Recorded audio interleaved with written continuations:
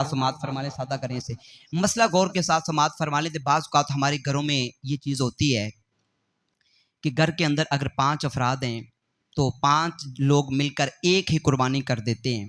تو یہ اگر 5 لوگ ایک قربانی کریں گے تو کسی کی بھی قربانی نہیں ہوگی، کسی کی بھی قربانی نہیں ہوگی، کیونکہ قربانی کے لیے ایک کا مالک ہونا ضروری ہے،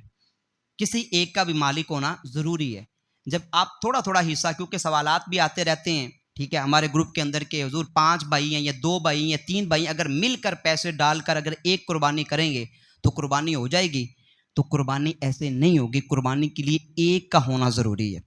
یعنی ایک کو آپ نے مالک بنانا ہے۔ ہاں ایسے کر سکتے ہیں، آپ سارے پیسے اکٹھے کر کے، 2 ہیں 3 ہیں بھائی، سارے پیسے اکٹھے کر کے آپ ایک والد صاحب کو یا اپنے گھر کے اندر ایک فرد کو مالک مقرر کر لیں، اسے آپ دے دیں پیسے، اسے مالک بنا دیں۔ وہ اگر سب کی طرف سے قربانی نہیں، اپنی طرف سے قربانی، اس کی طرف سے ایک کی طرف سے ہوگی، وہ اپنی طرف سے قربانی کرے گا تو تب اس کی قربانی ادا ہو جائے گی۔ دوسری بات یہ یہاں پر یہ ہے کہ 5 لوگ اگر ایک قربانی کریں گے، حالانکہ 5 پر قربانی واجب ہے، مثلا کہ گھر میں اگر 3 بیٹے ہیں تو تینیں صاحب نصاب ہیں، تینوں کو اللہ نے توفیق عطا فرمائی ہے، تینوں کے پاس پیسے بھی ہیں، مال بھی ہیں، تو ایک قربانی سے بات نہیں چلے گی۔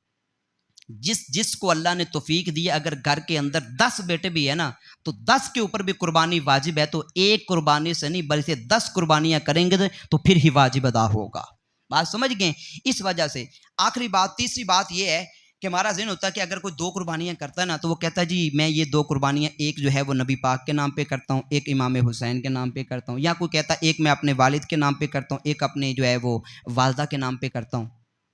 اگر تو اس کے اوپر قربانی واجب نہیں ہے، یعنی وہ اس کے اوپر خود واجب نہیں ہے، وہ صاحب نصاب نہیں ہے، ٹھیک ہے، تو پھر اگر ان کے طرف سے کرے گا، والدین کی طرف سے کرے گا، پھر تو ہو جائے گی۔ لیکن اگر اس کی خود اوپر واجب ہے نا، یعنی اس کے اوپر اس کے پاس اتنے پیسے آ گئے ہیں، 52.5 تولی چاندی، تقریباً 1,35,000 سے 40,000 روپے اس کے پاس ہے، خود کے پاس ایکسٹرا، تو پھر سب سے پہلے اپنی قربانی کرے گا۔ سب سے پہلے کیا کرے گا؟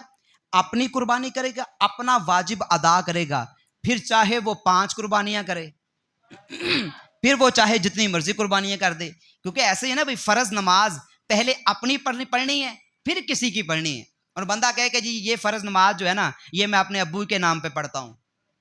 اپنی پڑھتا نہیں ہے، کسی کے نام پہ پڑھتا ہے، تو آپ اپنی پہلے فرض پورا کریں، اس کے بعد نفل آپ چاہیں تو جس کے مرضی نام پہ پڑھ سکتے ہیں۔ تو اس لیے قربانی میں یہ ذہن رکھنا ہے کہ سب سے پہلے اپنی قربانی آپ کریں، ٹھیک ہے، اپنا طرف سے واجب ادا کریں، اور کوشش کریں قربانی آپ کریں۔ میرے آقا علیہ الصلوۃ والسلام قربانی خود ہاتھ سے کرنا میرے آقا علیہ الصلوۃ والسلام کی سنت ہے۔ اور تیسری بات یہ ہے کہ قربانی کے وقت یہ بات ذہن میں رکھے کہ قربانی اللہ کے لیے ہے۔ قربانی کس کے لیے؟